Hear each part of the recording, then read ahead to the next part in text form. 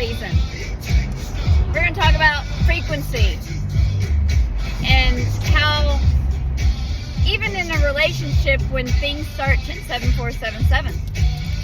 Birds! I love my birds. Confirmation. So when you're on different frequencies, you'll find communication is difficult. And I mean this because, okay, so when I was married,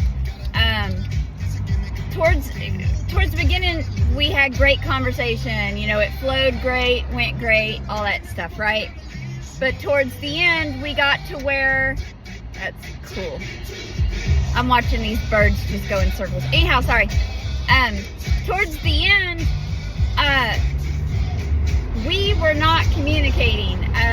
He made me feel like I was stupid, annoying him all the time. He hated the fact that I could read energy, and I always knew when his changed, right? And he'd always put it back like, no, you're seeing things, you're crazy, blah, blah, blah, blah, blah, you know, whatever, I'm not going there. But I was right. I was changing, and he couldn't attach to that anymore.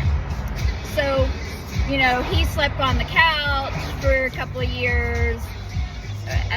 Things just broke down further and further. That is not a marriage. That is roommates living together, right? So whenever one partner is trying to change, trying to elevate, it just automatically starts breaking down. There's no rhyme or reason to that, but we're taught to stay in stuff, you know. We're also taught to ignore our pain and push it down, and our anxiety. It doesn't exist, right? Push it down, suck it up, move on. That is how disease gets in. The same thing, yeah, whenever...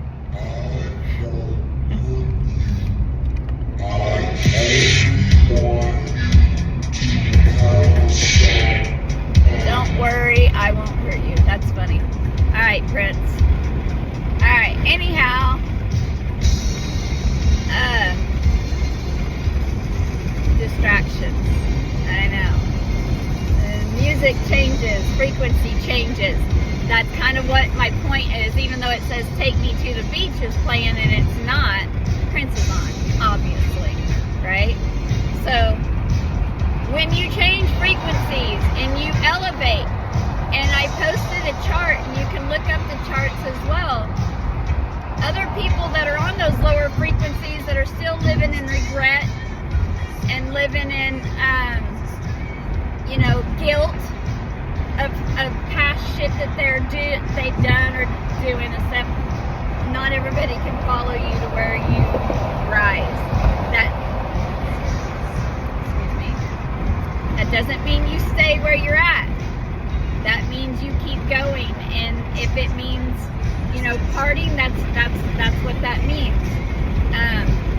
Everybody has a different time, different frame. But if you stay in something that no longer serves you, you're accepting that. And your higher self knows better. You know, it's kind of like when you're staying in a job that no longer serves you and doesn't make you happy anymore. Yet you're staying in it because you think old beliefs that you have no other choice because whatever you love, you can't do. Come on, guys. You know better than that, right? Alright. If you don't, well, then we still got work to do, right? Whatever that little kid in you wants to believe, whatever you believe that, you know, feel good. If it doesn't feel good, it's not for you. If it's confusing, it's not for you. If it's hard, it's not for you. It's something you were programmed into. So get out of this, get into this, right? Yeah, and learn what it is that you're supposed to be here doing. Follow that. Don't worry about all the old beliefs that we were locked into, you know. Not everybody's meant for everybody. People change. That happens. That is not the end of the world. I hope this helps somebody. baby, he's ready to roar. Yes, I heard it. That's right. Yesterday doesn't matter. Today is all that matters. Tomorrow's not guaranteed. So what are you waiting for? You know? Get out and play. Later, guys.